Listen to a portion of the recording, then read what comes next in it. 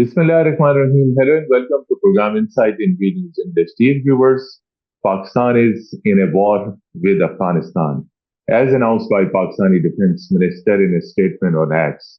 But question arises that why Pakistan went to war against Afghan Taliban last night. To discuss this and all other associated subjects, we are fortunate to have with us Senior Strategic Affairs Analyst Dr. Syed Muhammad Ali Saab. Dr. Syed Muhammad Ali Saab, Pakistan responded very effectively to unprovoked Afghan firing at different locations along with Pakistan-Afghanistan border last night.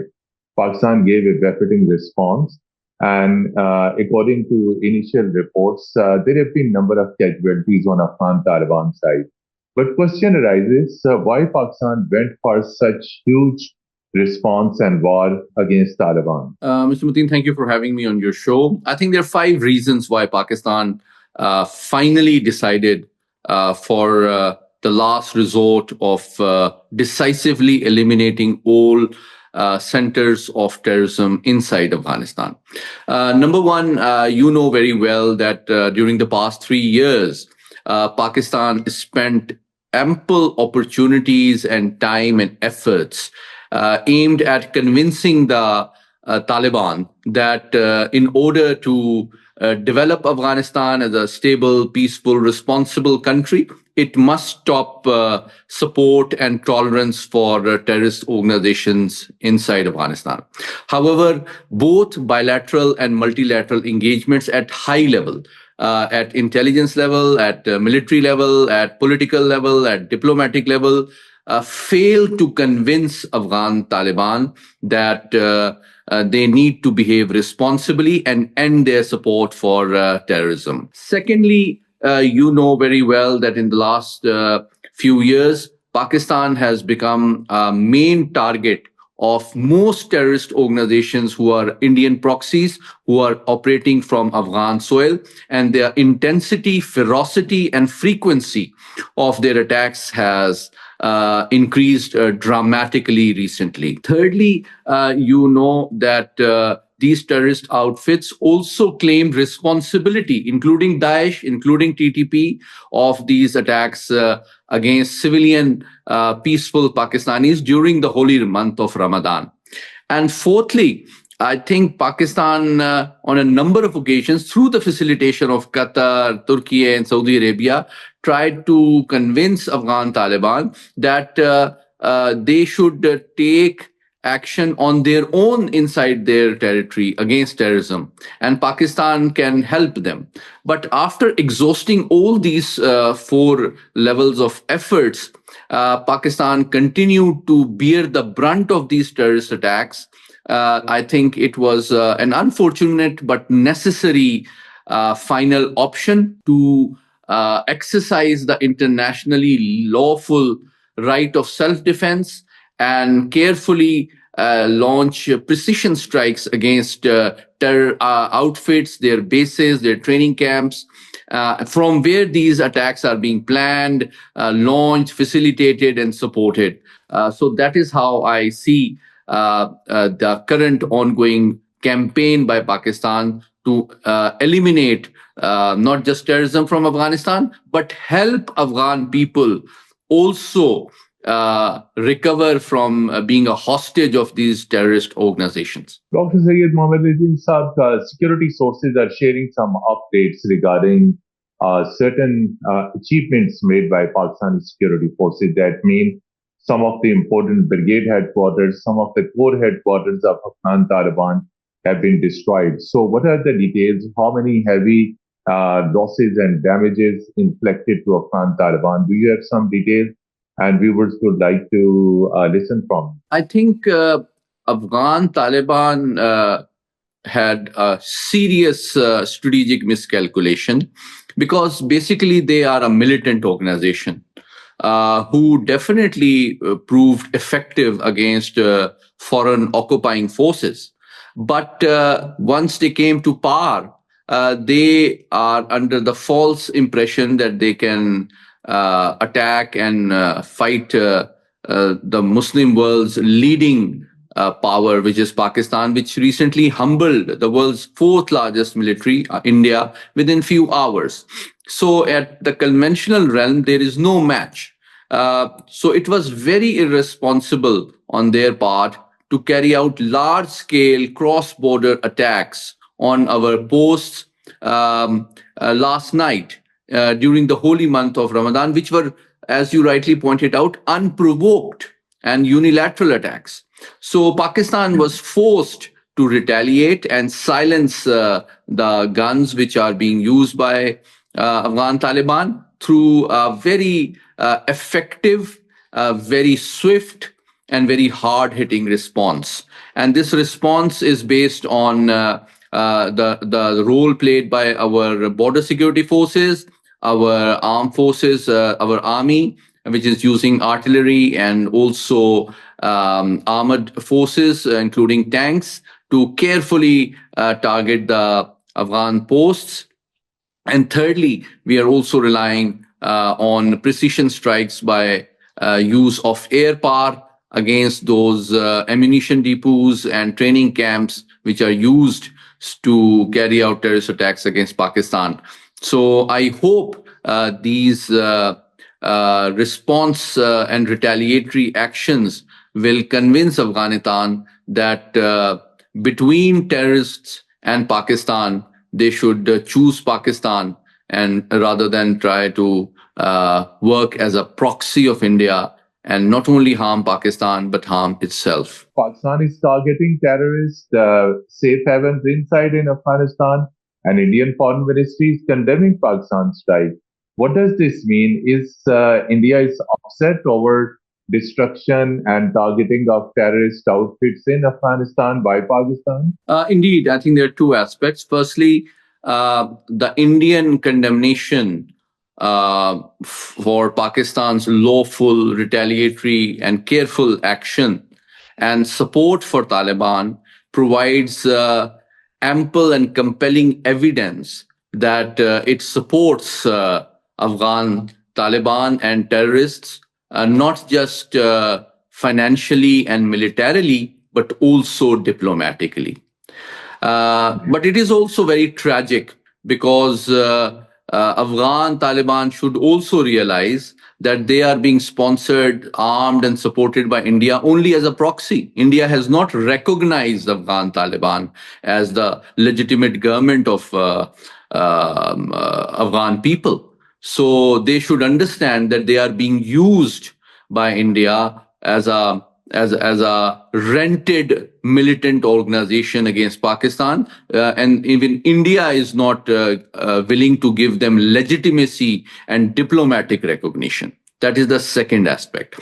The third aspect is it is ridiculous that India has condemned Pakistani retaliatory lawful action because the entire international community, despite a very complex and uncertain international environment between emerging, resurgent, and rising great powers, all three great power centers, whether it is Washington, whether it is Beijing, whether it is Moscow, they all share Pakistan's concern that Afghanistan has re-emerged as a global epicenter of terrorist organizations posing threat to international and regional peace. So, and all neighbors have also been victim of these terrorist organizations, not just Pakistan. Iran has been a victim of Al Jundullah and Ansarullah.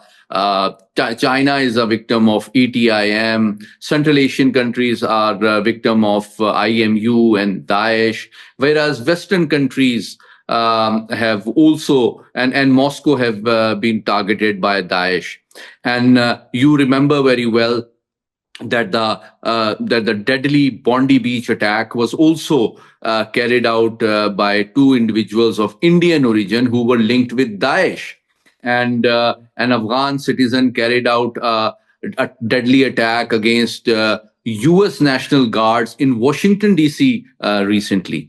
And lastly, when Israel carried out a major attack on Iran, several Afghan nationals were found directly involved, providing intelligence to the Israeli intelligence agency Mossad, which forced Tehran to evict and send home more than 1.5 million Afghans. So I think these are the evidences that the entire world and the international community understands and respects and reciprocates Pakistan's stance. And lastly, you know very well, only a couple of days ago, even Russian Foreign Ministry released a very important report in which it also endorses Pakistan's concern that all the global terrorist organizations are based in Afghanistan, and their numbers are anywhere between 20 to 23,000.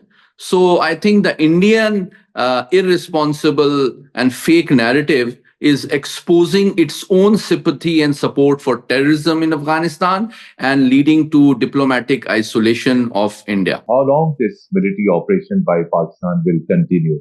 And what are the key objectives? I think that's a very important question.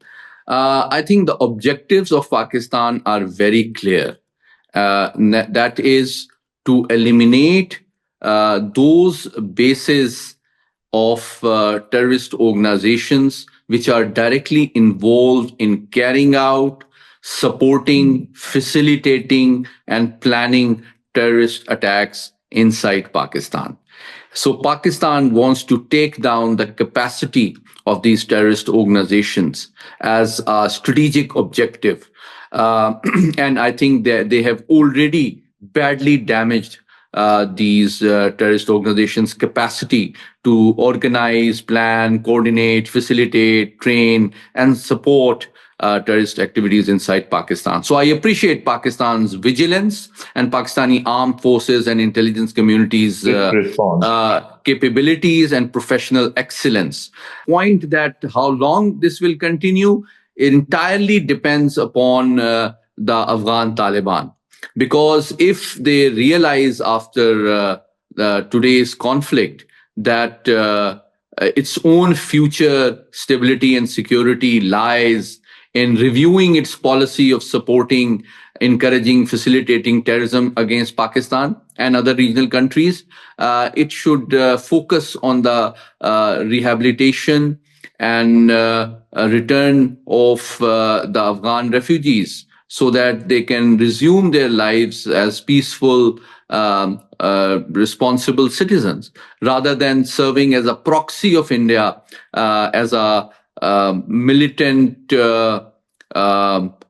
rentier entity, which is being rented by India to export terrorism all over the region. So I think the onus lies entirely on Kabul administration. If they give a clear, verifiable international commitment that its territory will not be used against Pakistan and other regional countries, and they will take verifiable and visible action against these terrorist outfits and fulfill their Doha Accord and other international legal UN Security Council resolution related commitments, then I hope the current conflict can move towards de-escalation. How important is this information domain in this war and the war of narrative?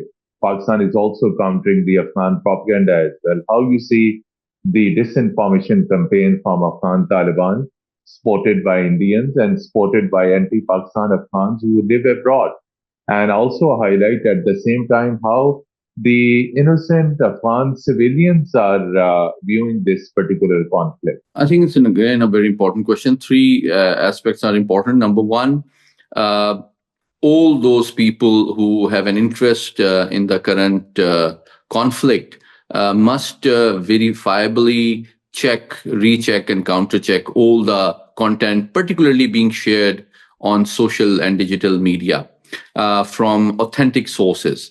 And there are hundreds of fake accounts. In fact, thousands of fake accounts under Ponzi names with Afghan links are actually being operated from India. And in order to provide support to the psychological warfare against Pakistan, in support for justifying and legitimizing terrorism against Pakistan, and also for presenting fake narrative against Pakistani state and government. So it is very important for the international community to check, recheck, and counter-check all these facts from verifiable sources, not rely on any unverified accounts and content. And secondly, it is very important that the Pakistani stance and Pakistani motive and Pakistani action is clearly, timely, and convincingly shared by the government, by the state, to take Pakistan's own nation, Pakistan's political parties, and Pakistan international community and diplomatic community into confidence that why this action was necessary and what Pakistan is doing is not only for its own national security and sovereignty, but also as the bulwark, as the first line of defense against the rising global threat of terrorism on behalf of the entire peace loving, law abiding international community. And it is incumbent upon not just the international community, particularly the regional neighbors of Afghanistan, to support Pakistan. But I also urge the peace loving and responsible Afghan citizens who are suffering from the occupation of this militant organization, that they should put pressure on their own government that instead of being used as a proxy to promote terrorism around the region, they should focus their energy, their mandate, their power and resources towards the recovery and rehabilitation of millions of suffering Afghans. Friendly countries are indeed concerned. In the past, we have seen Turkey and Qatar. They hosted dialogue between Pakistan and Afghan Taliban. Qatar also mediated. Now we have seen today a fresh statement from Iranian foreign minister. He offered mediation between Pakistan and Afghanistan. Question arises, is Iran in a position to use its influence on Afghan Taliban from prevention of or escalation of this conflict? I think there are two aspects, Mateen Saab. Firstly, as a Pakistani, I welcome all those peace-loving countries who have an interest and desire to convince Afghan Taliban that they should stop supporting terrorism and behave rationally and responsibly so that this region returns to peace, stability, and security. However, I must point out that we have carried out a number of diplomatic engagements, both at bilateral and multilateral level. You remember, even the Chinese foreign minister personally visited Kabul. You remember that Pakistan's intelligence, diplomatic, military, and political leadership also visited Kabul. But recently, when their interim foreign minister visited India, he gave an unconditional, unequivocal commitment that Afghan territory will not be used against India. Now, this was shocking because this is exactly what Pakistan expects and desires, not only at bilateral level, but through the good offices or our friendly nations to sort of make Kabul administration commit the same obligation towards Pakistan and all its neighbors, but it is not deliberately avoiding that. So that's why Pakistan was forced to take action in exercise of right of self-defense against the terrorist organizations. So the last and most important aspect is that even if any friendly country, it can be Iran, it can be China, it can be Turkey, it can be Qatar, it can be Saudi Arabia, facilitates any peace efforts, who is going to give guarantee on behalf of Afghan Taliban that they will not violate this commitment? I don't think in the entire international community, any country has the will or the capacity to guarantee the compliance and consistent implementation of any obligation which Afghan Taliban have so far avoided making. Thank you so much indeed, Dr. Syed Muhammad Ali Saab. On a very urgent notice, you accepted our request, participated on war between Pakistan and Afghanistan, as Pakistan is giving a befitting response to unprovoked Afghan Taliban firing at multiple locations along with Pakistan and Afghanistan border. And as per security reports, this conflict is still continuing. Thank you so much indeed. Despite your very busy schedule, you participated in our program. And we had a very, very insightful conversation on the entire security scenario between Pakistan and Afghanistan. Dear viewers, till our next program, goodbye and Khuda Hafiz. Thank you, sir.